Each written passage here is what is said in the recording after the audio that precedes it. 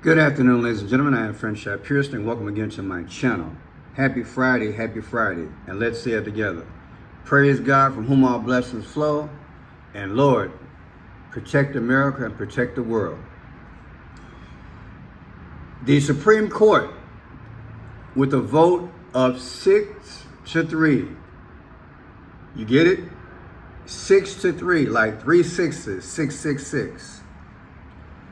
In layman's terms, have decided that if you are living in the street, the state can enforce to pick you up and take you someplace.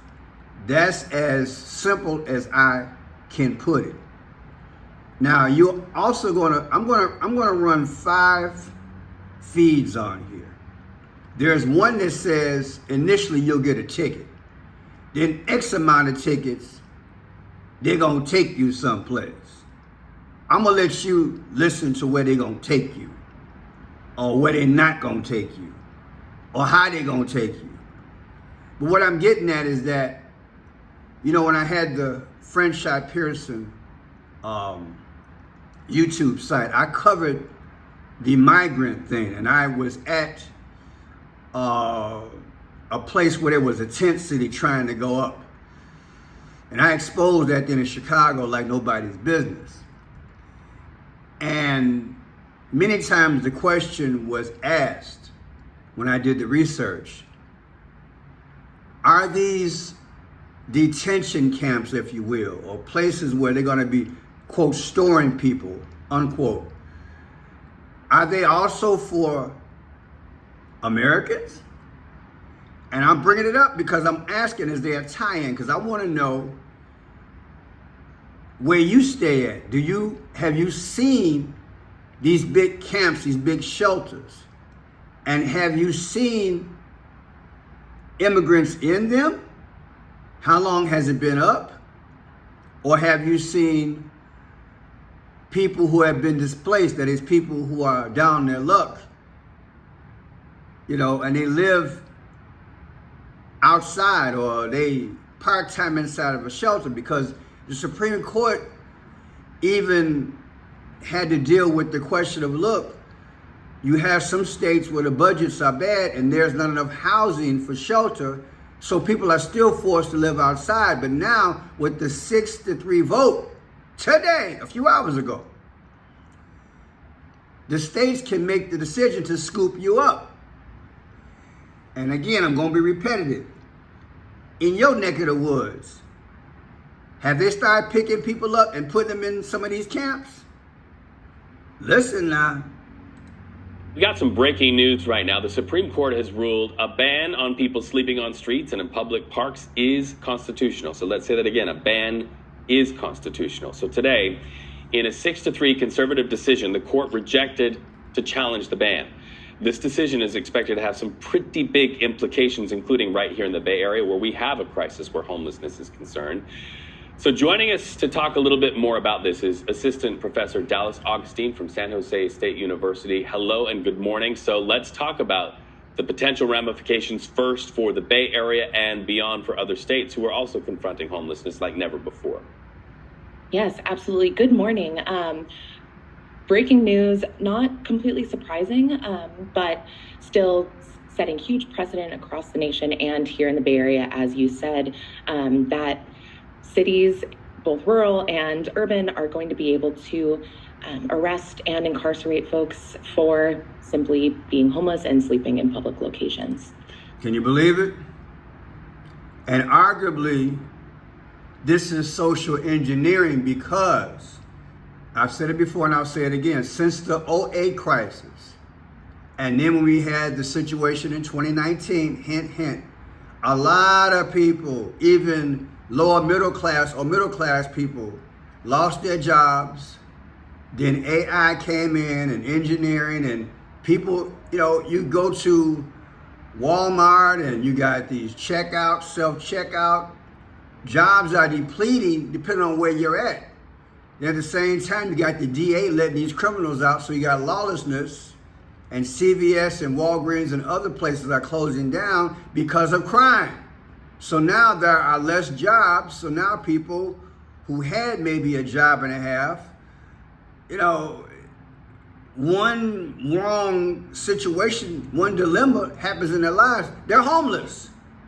So now here comes the government and they got a solution. I just want you to read between the lines here. Cause and effect all day. Court reversed a ruling from a rural town in Oregon that found outdoor sleeping bans amount to cruel and unusual punishment.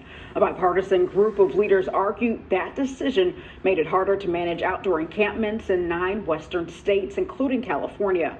Advocates supporting homeless residents say allowing cities to punish people who need a place to sleep would criminalize homelessness and make the crisis worse.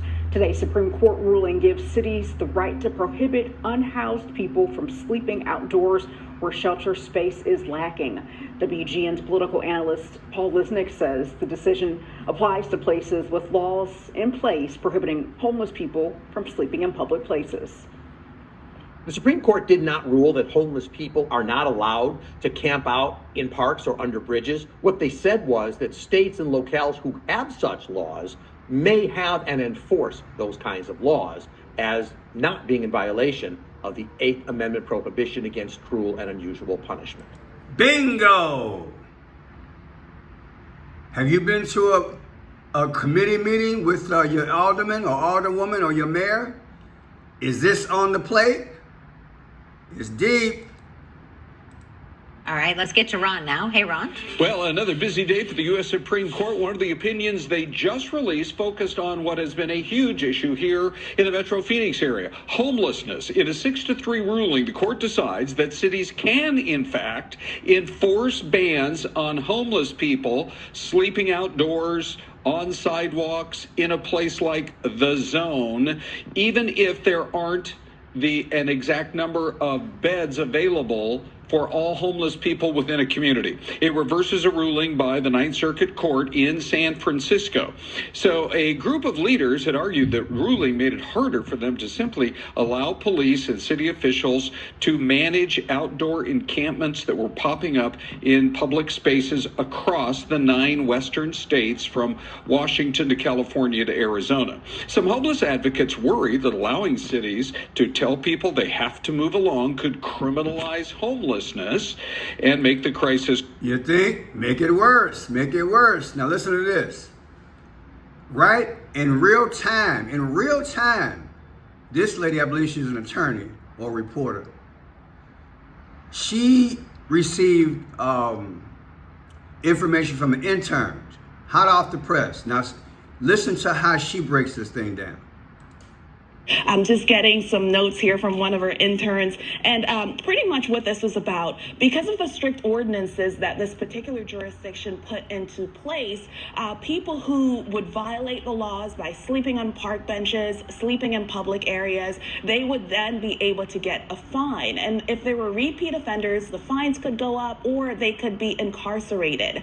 And the folks who brought this lawsuit said those fines and the possible incarceration for homeless people constituted cruel and unusual punishment. It was a violation, according to their argument, of the 8th Amendment. But the justices said this is not the case. It was a 6-3 decision with all of the conservative justices on one side and the liberal justices on the other side. And you know how this goes. We're still trying to read through the details. I don't know how long it is as yet.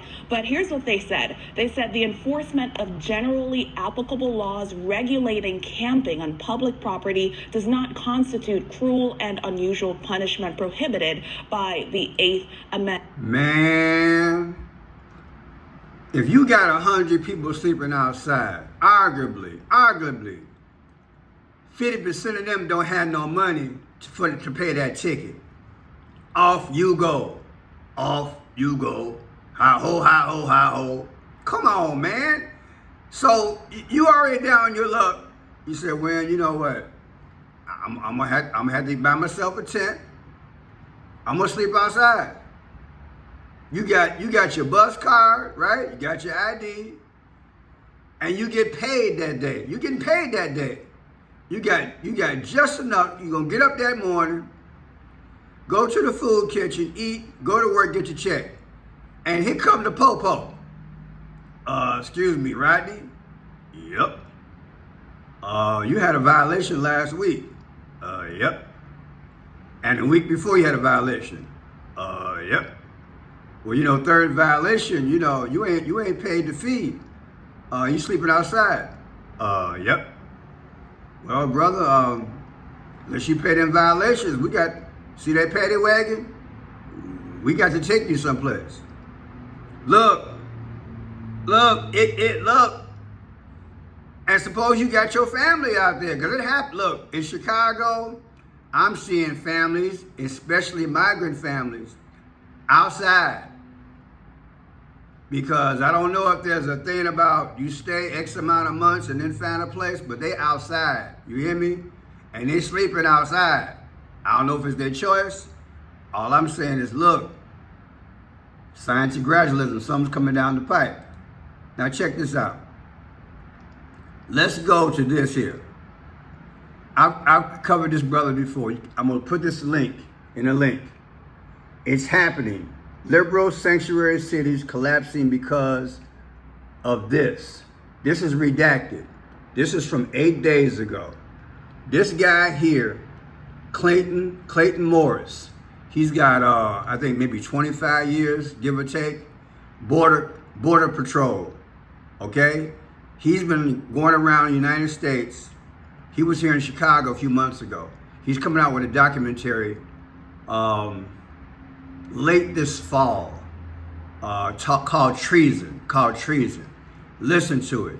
He tells a story where in New York, I believe it's in New York, he used to play football with other people that he worked with.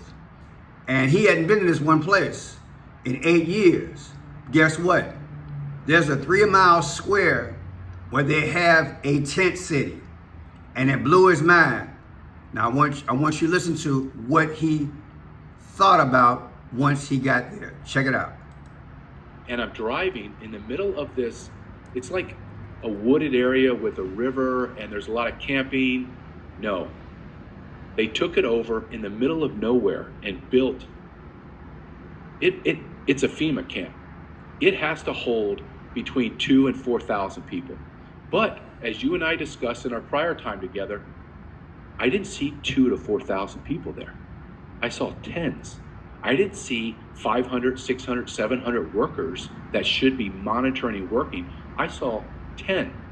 So why is there a FEMA camp to hold thousands of illegal aliens and there's tens of illegal aliens in there?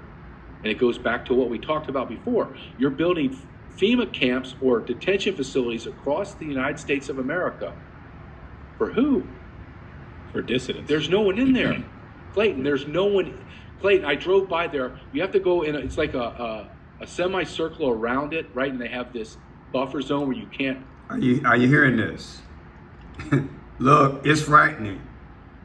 Scooping folks up because in their mind, it's, quote, human litter. I witnessed over the last few years, because I was driving for a living. I used to be outside from 4 p.m. to 12. Half of my time, maybe 60% of my time downtown. So I was always in the downtown area. And I saw city workers literally removing homeless people, literally right there with dump trucks and everything, picking up people. And this was for the better part of last year and the year before, right here in the city of Chicago. I always wondered where they were taking them. I'm assuming they were taking them to the shelters, but I've seen them do this quote unquote mass cleanup. And now the Supreme Court has got their hand in this thing with a 6-3 decision. That's enough to let me know, hey, 6-3, that's a message. You know how we get down, right? 6-3, mark of the beast, don't sound good. Tell me what you think. Is this happening? Did you hear about this? Did you know about it? And now that you know about it, what do you think? The Bible says watch and pray. Hey, we've got to have to watch and pray and be our brother's keeper. We don't want to become We don't want to have ourselves caught up in a situation where we're, booby trapped, and they're taking us someplace, and we a number. Look, I'm not throwing the negative. I'm just saying, look, what's going to happen? I'm going to follow up on this thing. If you have something, put in the comment section. Thumbs up. Let me know how you think. God bless you, and God bless America.